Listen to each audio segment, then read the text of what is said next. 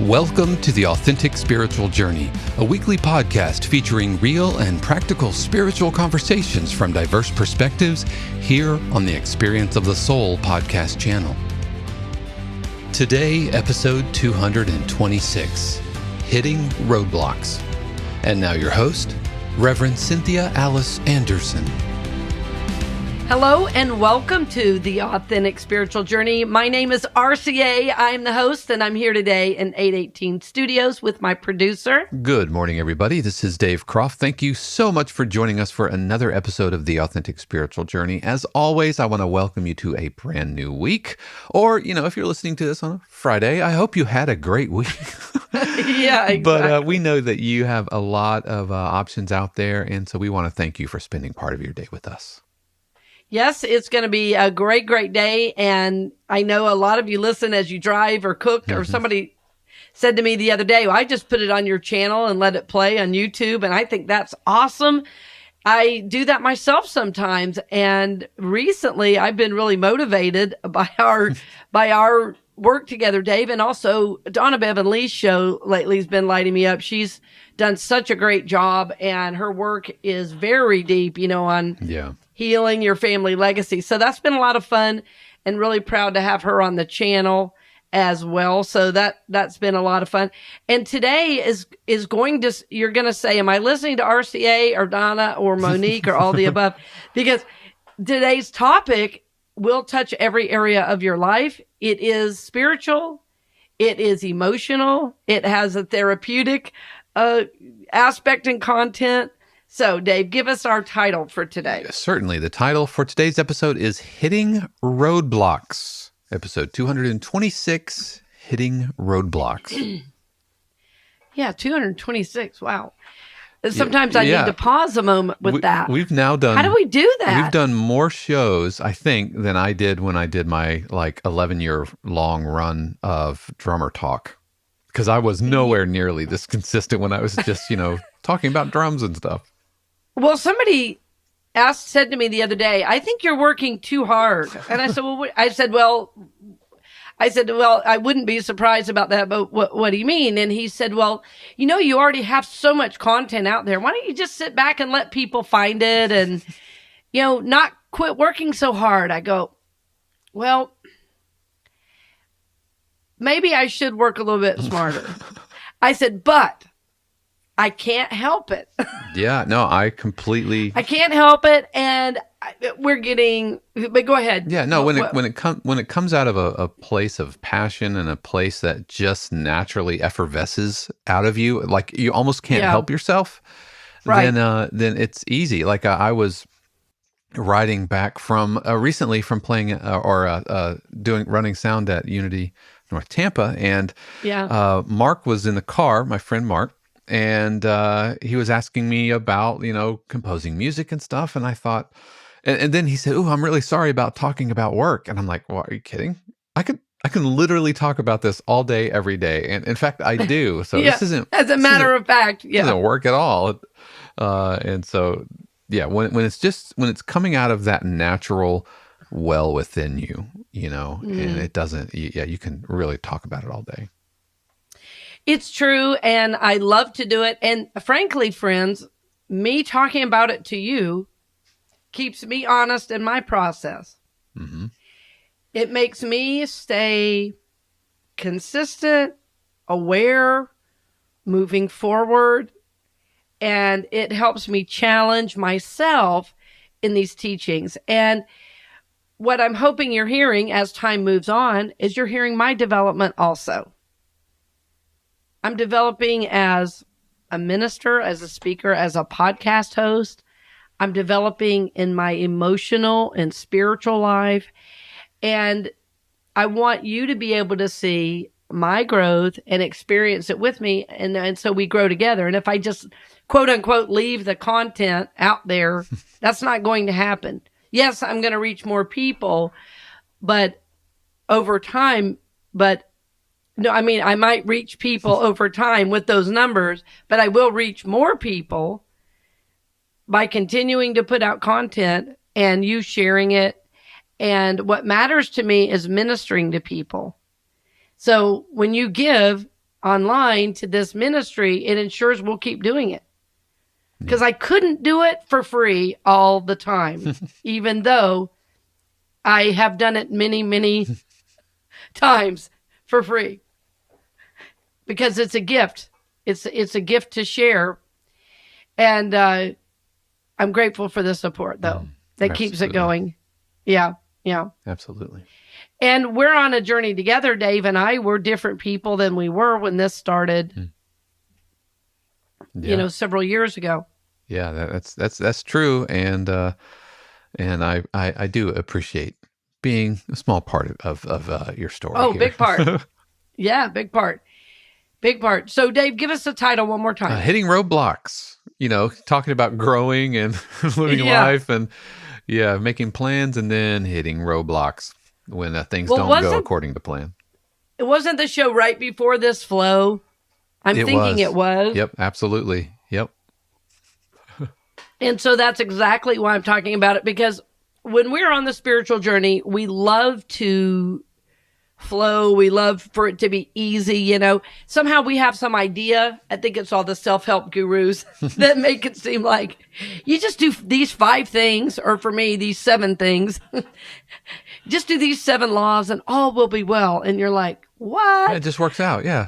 Yeah, it just works out, But, I myself have to live life. I was sharing with Dave right before. I got a dryer repairman coming. I've got the things to organize and take care of. So I'm living my life just like you are. I'm not in some utopian existence. However, I see how my journey is guided. I see the spiritual lessons. I'm learning, I'm growing, I'm expanding in my awareness of myself and God. And, that's what the journey is. So even though sometimes self-help gurus make it seem like if we just do these 5 things, life will be perfect, what we know is there is an ebb and flow. And last week we talked deeply about flow and the flow state. Dave, you shared a little bit about your journey. I shared a little bit about mine. And a natural part of any journey is an ebb and flow. When you go to the ocean, the tide doesn't just come in, it goes back out. Right. Right. And so it helps me always to go to nature, because I find that what happens in nature happens with us and with our journey. And even Jesus hit roadblocks. even the Buddha hit roadblocks. So, somebody said to me one time in a Unity congregation, they had gotten a bad diagnosis. And they were saying, they felt unspiritual. And I said, one of the greatest leaders of all time spiritually, Sai Baba, died. He had a stroke. Like this is called the human experience. And so, he was partially paralyzed before his death. And he was able to manifest and do miracles as Jesus did. But he didn't get out of the human experience. Jesus did not get out of the human experience. And so what I want to help us do today with this idea of hitting roadblocks is try to get a new perspective. And I was working with this so deeply. I was sharing with Dave. I'd already recorded this show, and now I have to record it again, and for a variety of reasons. Well, because you kept hitting roadblocks while recording the show on hitting roadblocks. It was funny. It was, on hitting roadblocks. Like Spirit's like, okay, get this, So as we begin this idea today, I want you to remember that God's will for me is good. If we were in church, I'd say that with me now. Right. Yeah, I'll say it with you. All right. God's will for me is good. Yeah, God's will for me is good. And another aspect of that comes back to me as a mantra is God is always working on my behalf. Right? Even if I can't see it, God is always working on my behalf. So when we're going along the journey and we're flowing and life is feeling good, and then all of a sudden a roadblock happens, like all of a sudden the direction our career was heading, like that doesn't happen right away. So in that moment where it stops, where we feel like the flow is over, or we get discouraged, we go, oh my God, everything was going so great. Now I have to deal with this. Right? When that happens, you get usually thrown into a trauma response. Because most of us grew up without a lot of support. And so as we start to feel like we're powerful co-creators, and then we can move forward and we have a lot of power in our lives. And then when it doesn't go just as we think, we feel like the rug's pulled out from under us, and we say things like, this is never going to happen for me. Or, I can't believe this is happening again. Or, why does this always happen to me?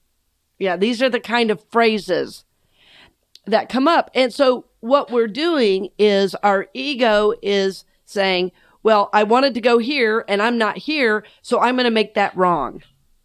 And because it's so similar to how we were not supported as kids, we go into that trauma response of fight, flight, or freeze, right? Those are the three basic responses. And usually in a freeze, there's what I like to call an emotional collapse. And it's where we don't know what to do. And instead of being in our power, instead of talking through it, instead of reaching out for help, we kind of cave in. And often even the body goes into that. The body goes into that posture of shoulders down, sunken in belly. It's like we've been sucker punched. That's kind of how it feels. Yeah, Shannon and I call that shutdown, like when you just shut down. Yep. Yeah. It's total shutdown. And the reason I'm trying to slow this down is that it took me years to understand that I hadn't done something wrong, but I needed to shift my perspective on what is the lesson in this happening. And as we talked about with Eddie Sellover in his, interview, which I don't think has aired yet, but he'll talk about it coming up so I'm going to give you a preview to his interview, but he was talking about when we get into judgment, that any curiosity, any creativity is basically over. So if we hit a roadblock and then judge it or shut down or stay in that trauma response, if we do that, then there's no curiosity. In other words, there's no learning. And so the ego's job always is to judge. And what's wonderful about that is that that's probably at times kept you safe and out of danger. But spiritually, the ego can get in the way often because it misjudges what's happening. And so that's why we talk so much about growing, prospering, and evolving, is because your soul has a higher awareness. I will even call it a soul intellect is bigger than the mind, right? The mind is rooted in the here and now, third dimension. The soul is rooted in eternity. So when we start believing things like God's will for me is good, God is always working on my behalf, and we hit a roadblock, rather than shutting down and going into that trauma response, we seek to pull back that projection of what we think is happening and get curious about what is the reason it might be happening. In other words, what is the lesson right here, right now? I was sharing with Dave right before we began recording this morning that some intentions I had 3 years ago are coming to fruition now, and it's pretty effortless. 3 years ago, the intention was set, the vision was set, the work was being done, but there wasn't a divine timing. So this is what I'm saying. Sometimes the roadblock serves a purpose, and it's not really a roadblock. It feels like a roadblock, but it's a pause. And so what is the pause for? Well, that's a great question. What is the pause for?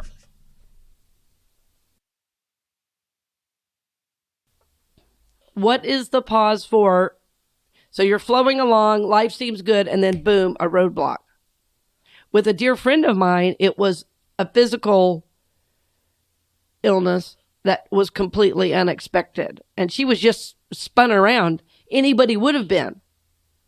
And I said, you will get through this. When you get to the other side, you will get the lesson. So the pause serves a purpose.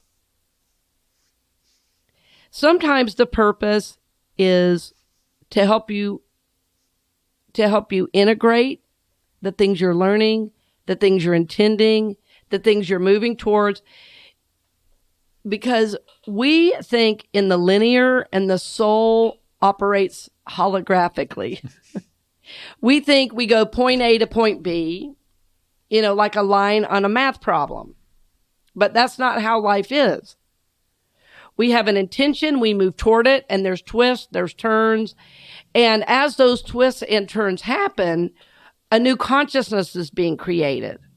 So sometimes that pause, and I will say every time, that pause is to serve your soul's highest journey. It may not be exactly getting the goal when your ego wants it, but that may not be your highest awareness. Because when you set that goal, when you set that intention, right after you set it from this highest spiritual place, your ego said, yes, and that's it, and that's the way it's going to be, and now I know what I'm doing. The ego always attaches to outcomes. And the spiritual journey is the opposite of that. And I talked about that last week a little bit too, that I've really been working on detachment from outcomes. It's so hard because I love to set goals. I love to move forward. I love to see things happen. But what I've learned to do as I am, if I bump up against a little resistance, and that's often what a roadblock feels like, is some resistance to my forward movement, I'm going, well, wait a minute. What is this here for me? What is this about? So your ego attaches to outcomes, but spirit flows. So if there's a block, this pause could be, and I would say most definitely is, for your soul's benefit. So my prayer during a time like this is something like this. God, even though I don't understand what's happening, I know that your will for me is good. I know you're always working on my behalf. So I'm praying to see the purpose in this.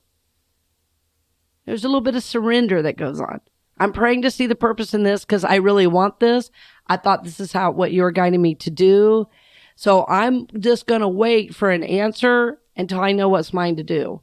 Well, I think sometimes when we set out our plans and then that they don't go, I think, if you're driving down the road and you see a roadblock, the first reaction is to think like that there's been a landslide blocking the road, or the road has been. But sometimes it's like for your own good. There's something ahead that maybe there's construction happening, and what's going to happen is the road's going to get made smoother in the long run. Sometimes it's just a detour.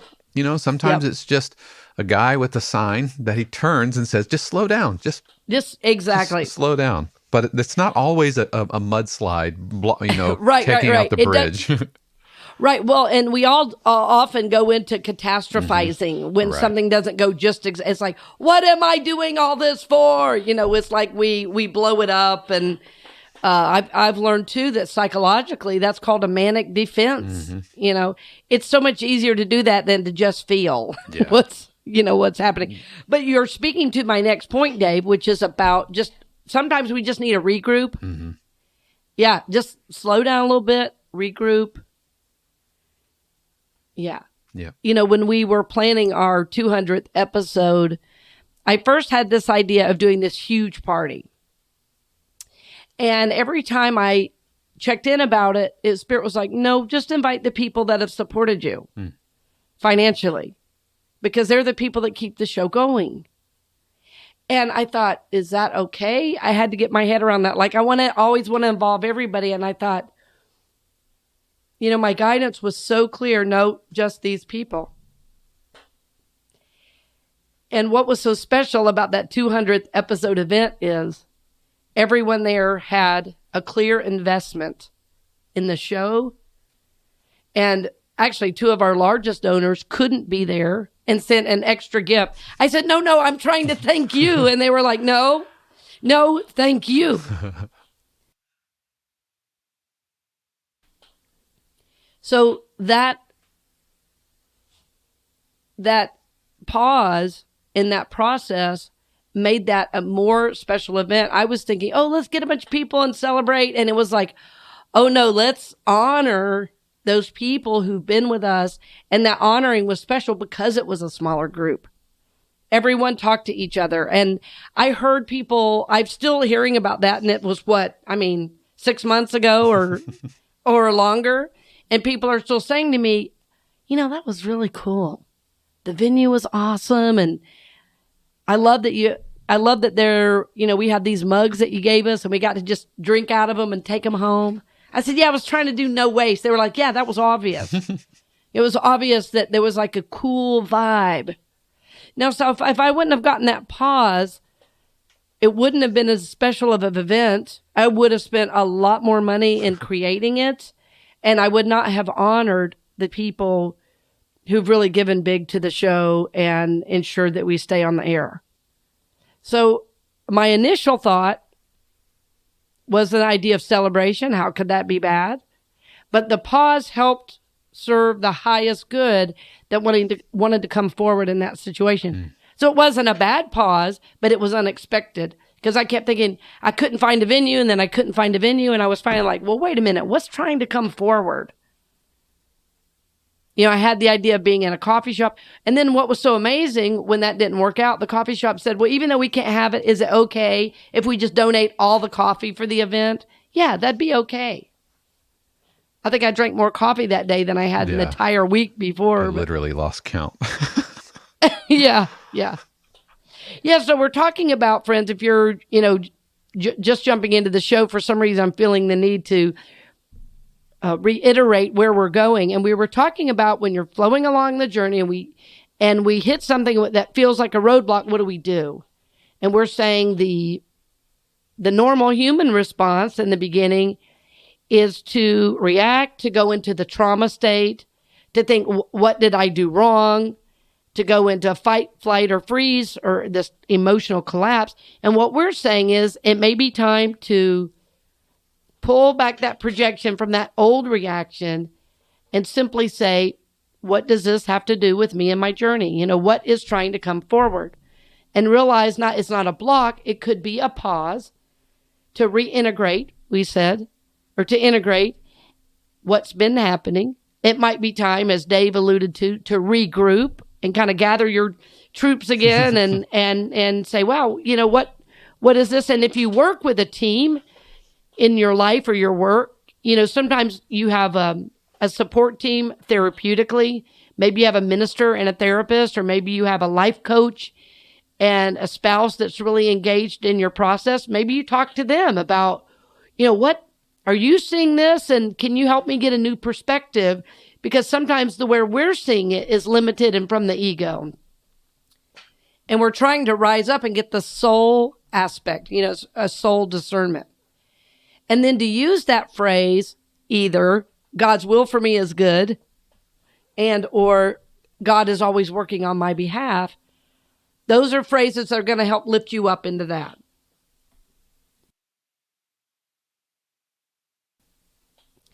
The other phrase the other thing that could be happening, so we said it could be an integration time, could be a regroup, could also be time to pivot. Time to pivot. Anybody remember when COVID first happened? Pivot was the word of the year. What I know about that is nobody I talked to was interested in pivoting. We all just wanted life to keep going, and guess what? We didn't get that choice. So this is what I'm saying about these teachings. Sometimes the journey brings you things you don't expect. And rather than being in the trauma state and triggered to hell and back, we want to be able to navigate that change with ease, with grace, and grow in and through and move on to our next step. So sometimes it is time to change direction. I've shared many stories of that on the show. And sometimes the work, those pivots are inward. It has nothing to do with career or your major relationships. It might simply be the way you're thinking about yourself and your process. Could be very, very subtle. Could be very, very subtle. We recently did a weekend retreat at Unity North Tampa. It was called Spiritual Recovery, the Next Frontier of Healing. That Next Frontier of Healing was kind of our tagline, because we were coming from a recovery perspective, but also saying, however you got here, that works. And we were talking about how can we heal in and through. And the last part of the retreat, I had my friend Lynn Barrett do some work on Jane Elizabeth Hart's 7 Steps. And we've talked about that particular teaching numerous times on the show. And I was very honored to be able to present on the Friday night, but all day Saturday, I got to just experience all the speakers. What was so beautiful about the speakers is that they all had a slightly different message about awakening. And this work that Lynn did really inspired me to go really deep in my consciousness to look at an old belief that was still driving my life in a way I wasn't aware. Because she was talking about forgiveness and the 7 steps. And friends, I've done so much forgiveness work, all the big things in my life. Things I went through as a child, issues with my mom. There may be more work to do in the future, but at this moment, I've done all the work there is to do. It's just, I have forgiven and forgiven and forgiven and forgiven. I've written about it, spoken on it, done talks about it, written about it in books. Forgiveness has been that old phrase, forgiveness is my middle name, right? I have just absolutely been about forgiveness. And so when I was scanning my mind and my heart during that workshop, I thought, well, what is there? I was checking in, not this, not this. And something else came to my mind. I said, okay, I'll do that later. But today I'm getting that's not that. And then it dropped in, and it was so subtle. And it was literally this repetitive thought I had about myself. And so I realized that had been a little bit of a roadblock in my consciousness. So see, it can be very, very subtle as well. I'm not saying you're going along and all of a sudden you get fired from a job. That certainly does feel like a roadblock. But sometimes the work can be so small, it's seemingly small. In other words, as your work develops, it starts to be more and more minute, but the change has larger and larger consequences in a good way, right? Larger and larger impacts. So here's what I mean. Let me talk about that for a second. When we first learn that we're powerful co-creators, we start wanting to manifest stuff. And we're like, okay, I think about it. I focus on it. I'm going to get it. And maybe we need a new car, or maybe we want a boat, or maybe we want a new house, or maybe we want a certain level of income. And we're like, oh, cool. So it's kind of like moving big mounds of dirt from here to there. We realize we're powerful. Well, as the journey goes on, rather than moving big mounds of dirt, because you've already done that, you have to get out a shovel. And the shovel moves some things. The shovel moves some things. Then it's like you're on a archaeological dig, and you've got a little tiny paintbrush and toothbrush, and you have to clear out the dirt to get to the good stuff. So that's the point many of you, our listeners, are at this point. I know that. I know that because those of you really doing the work, reach out, you share with me. And I want you to be able to call on this inner spiritual discernment as you work through these times. So a seeming roadblock could be job related, it could be money related, and it could be simply thoughts and beliefs. And in my recent work, that was super powerful to work through. And I'm still gaining insights from it. And it'll probably be several weeks of continuing to find new ways of reframing that. So the journaling's done, the forgiveness, meditation, and release was done, but now I have to create new habits in my thinking, which takes a while. I've heard it quoted, and I'm sure you have, that when you do anything 21 times, it creates a new habit. Mm-hmm. Yeah, I've definitely heard that before. Well, one of my dear friends and students who does work with the brain says, sorry to tell you, it's actually more like 250 times. She said that's a false number, that 21 times. And I said, oh. That's a lot more work. I said, well, the good news is now I know why the 21 didn't work. The bad news is now I have to do it 250 times. So our touchstones in our process are these phrases. God's will for me is good. God is always working on my behalf. And remembering, friends, that as you're going along the journey, if you're hitting something or, that you don't understand, or you're having to pause when you least expect it, I want to make sure you have those ideas, those spiritual touchstones to come back to. I want to make sure you remember that God is always working on your behalf, and that if there's a pause, there's a reason. And my hope for you is that if you go into that old trauma response, that you pull back that projection and can get in the now moment and say, what does this have to do with my journey now? What is the lesson here for me? And know that I can pause and shift my perspective to see, is it time to integrate? Is it time to regroup? Is it time to pivot? And then use that soul of yourself, that spiritual discernment that's always with you, to make decisions about next steps and how to navigate through. What we want you to know is that we're here for you. We're lifting you up. We're praying with and for you. We are always seeing God's highest and best in your life, and really, really honor you and your journey. The last thing I want you to always hear me say, is blessings on the journey. But before I say that, I want you to hear me say again, God's will for you is good. And God is always working on your behalf. So you can rest in that, dear friend, and know we're praying that with you. So blessings on the journey, and we'll see you next week. We hope you've enjoyed this episode of The Authentic Spiritual Journey here on the Experience of the Soul podcast channel. This channel is made possible because of listeners just like you.